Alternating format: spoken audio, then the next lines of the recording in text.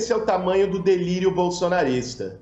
Se pessoas de movimentos sociais vão pedir cesta básica em supermercado, que foi o que aconteceu nessas manifestações que ele se refere, para ele é crime e é terrorismo.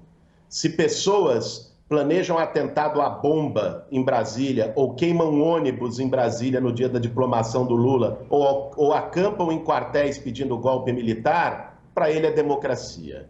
Olha o tamanho do delírio, né? E da insensibilidade de quem foi o presidente que devolveu o Brasil para o mapa da fome, ficou ali tentando se vangloriar de resultados econômicos. O governo Bolsonaro é uma tragédia econômica. Diz que segurou a inflação. Vá perguntar para uma dona de casa, para um senhor, para alguém que vai para o supermercado todo dia, que inflação que está segura no Brasil. Vamos parar de hipocrisia, né? Olha, o governo dele piorou a qualidade de vida dos brasileiros, aumentou o emprego precário, informal no país. O país voltou a conviver com o flagelo da fome de uma maneira estruturante. O Brasil tinha saído do mapa da fome em 2014, é o único país do mundo que retornou ao mapa da fome após ter saído. Esse é o retrato, esse é o legado que vai ficar do governo Bolsonaro, apesar de todo o palavreado. E como você notou, Elisa, tem uma enorme contradição, né? Ele vem e diz, não vamos duvidar das urnas eletrônicas. E aqui, no registro, para poder não ser incluído em inquérito de fake news e ter que responder judicialmente, embora tenha duvidado durante 4 anos das urnas eletrônicas, mas na sequência duvida, quando ele diz o voto está na rua, e insinua.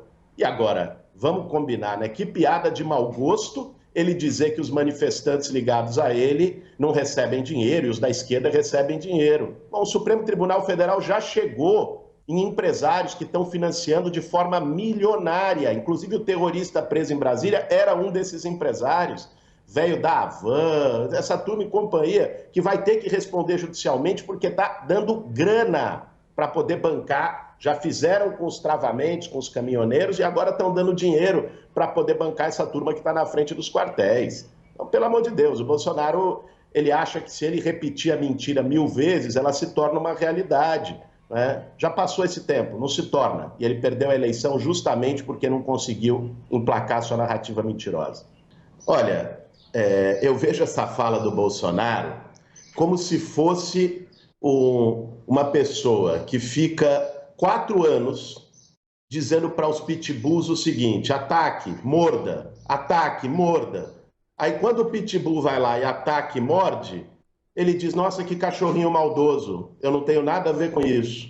Gente, o Bolsonaro passou o governo inteiro atacando a democracia, dizendo que não aceitaria o resultado das eleições, ameaçando com golpe militar. Isso ele fez, o Brasil inteiro assistiu isso durante 4 anos, inclusive nas lives que ele voltou a repetir hoje.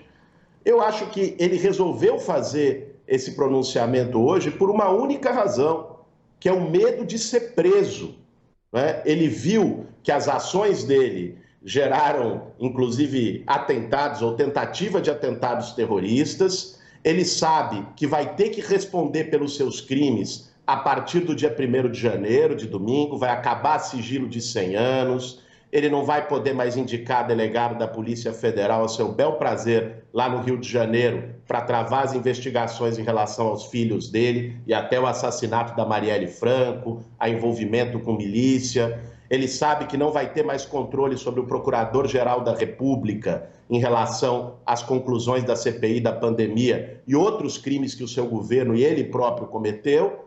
E agora ele tenta se descolar como uma farsa de tudo aquilo que ele promoveu ao longo dos últimos 4 anos. Não cola, não cola. E quando eu vejo ele chorando, que talvez seja uma tentativa de sensibilizar os seus apoiadores, ou dizer, nossa, não é, vamos fazer aqui uma anistia, deixa ele, não vamos envolver nisso, ele está aceitando o resultado, ele está até abalado emocionalmente.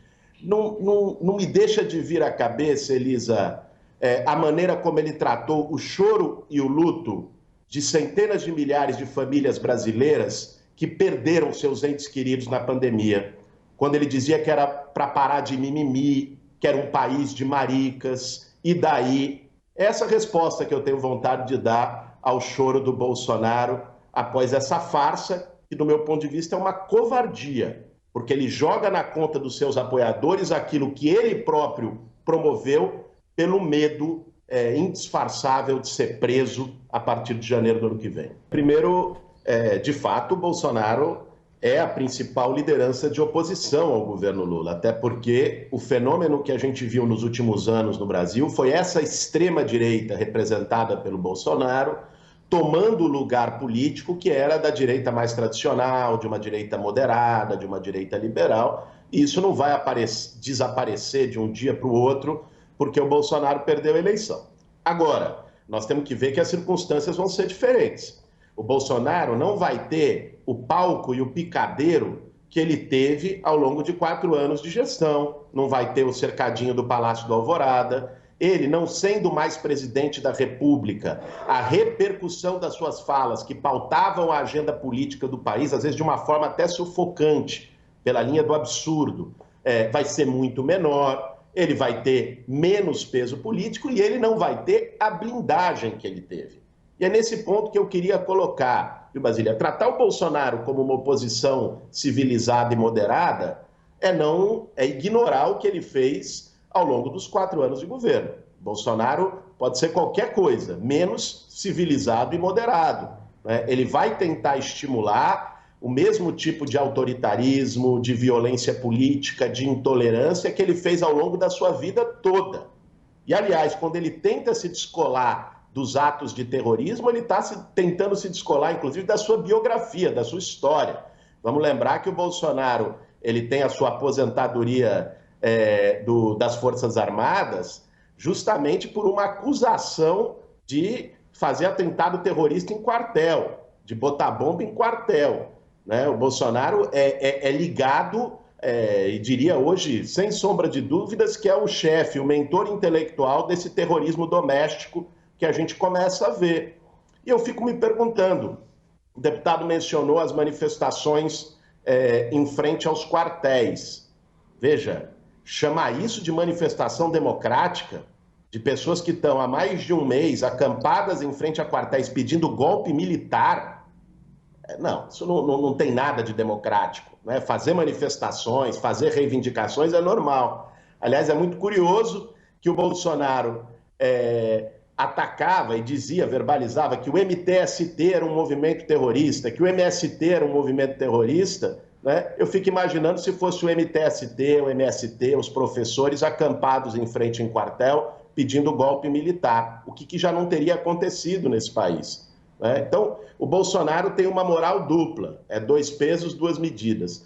Acho que será uma oposição ao governo Lula, de fato não saiu destruído da eleição, embora tenha sido derrotado, mas será uma oposição violenta, raivosa, que é aquilo que ele representa. E é preciso ter uma resposta contundente a isso, na política, nas ruas e no judiciário. Eu sou contra, Basília, qualquer tipo de anistia e de esquecimento. O Bolsonaro, a partir do ano que vem, vai ter que responder pelos crimes que ele cometeu. Não dá para admitir que tudo isso que ele fez fique impune e seja levado ao esquecimento.